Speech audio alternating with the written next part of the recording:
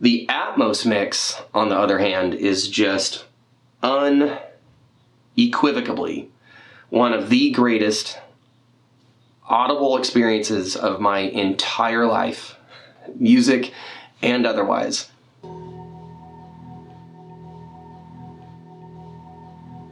Hey all, so I'm about to dig into the box set, Pink Floyd 50th Anniversary, Dark Side of the Moon, and I'm going to dig in now for my own personal enjoyment. I did an unboxing before, you can go watch that, and I was just showing everything off. I wasn't really taking it in myself. And then I did a gut reaction to the Atmos mix, my first listen. And again, I've had a chance now to listen to the Atmos mix in depth. And I gave a gut reaction to the Atmos mix, my first listen, but now I've had a chance to listen to that better. And I'm going to dig into these contents while I sit and listen to James Guthrie's 5.1 mix, also included in the set. So you get a Blu-ray that has 5.1 in stereo, and then you get a Blu-ray that has Atmos and stereo.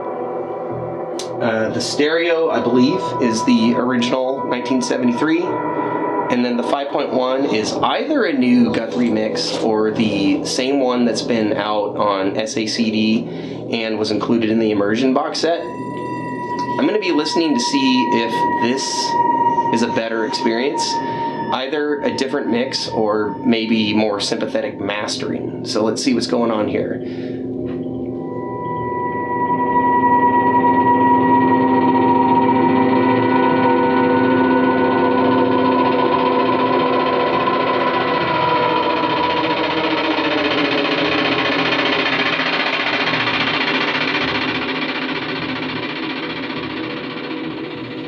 So I'm sitting amidst one of my 5.1 systems, got the set spread out. I'm just going to enjoy the contents, and I'll be back with some commentary on the way the music is sounding with this set and the various features that you get, and just my overall, once and for all, reaction to this box.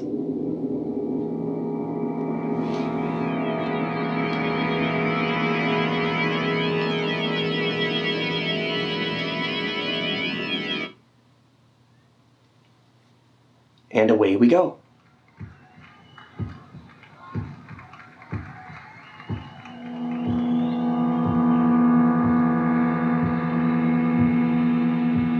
Hey, so the vinyl sounds great.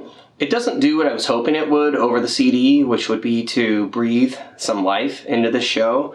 For about the first half of the show, Pink Floyd sound like they all showed up on Quaaludes, perhaps. Like, it is very, very mellow.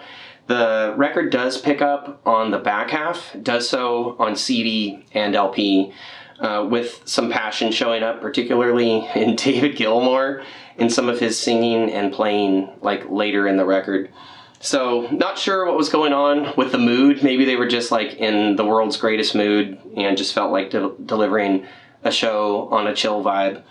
But it's just kind of odd that the album has more intensity for that first half than this show, where, you know, this album was very fresh and a massive audience, a Wembley audience. I would have just expected more energy. But anyway, the vinyl sounds great.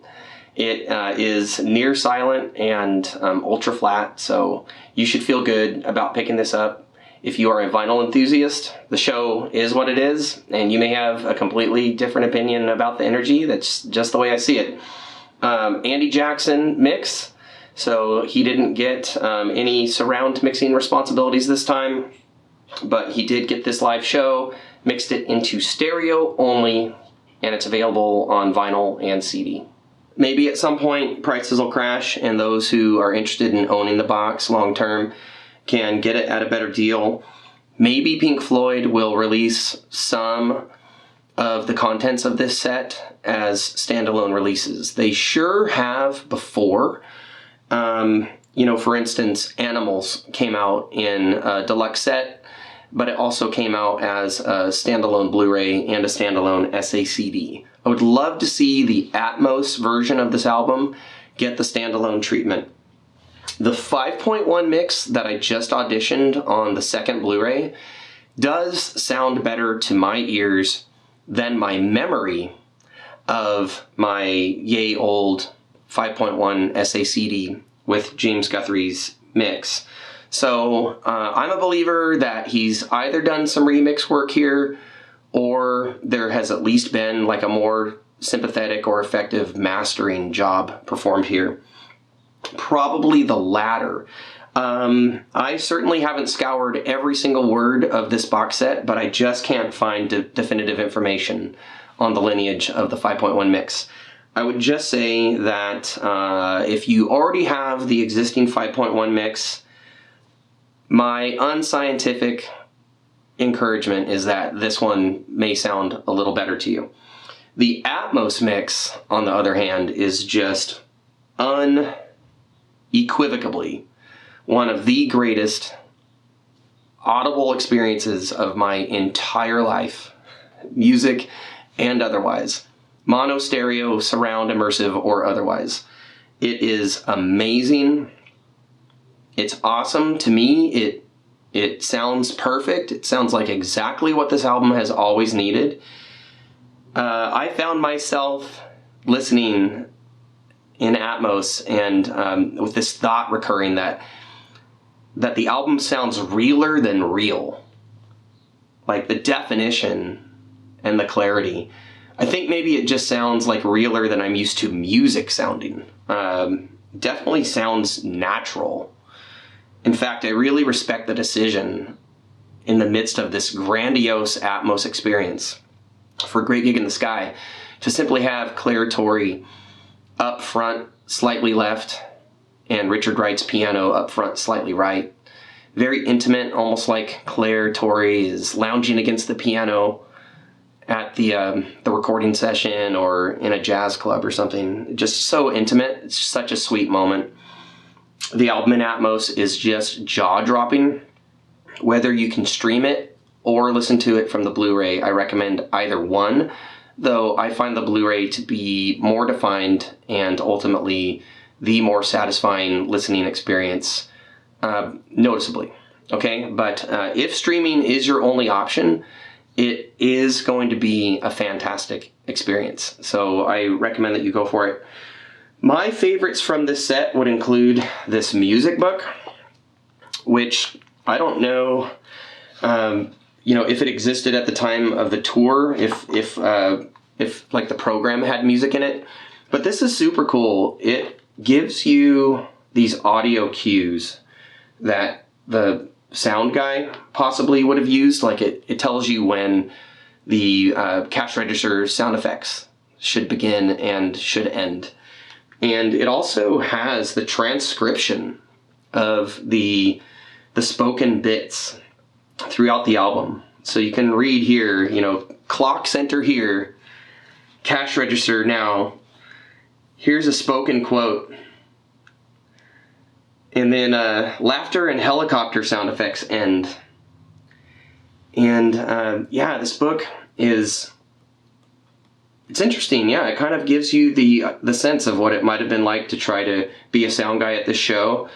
I like that there is an interview with the tour manager, and he describes the equipment that went into actually reproducing this album live in quad. How cool is that?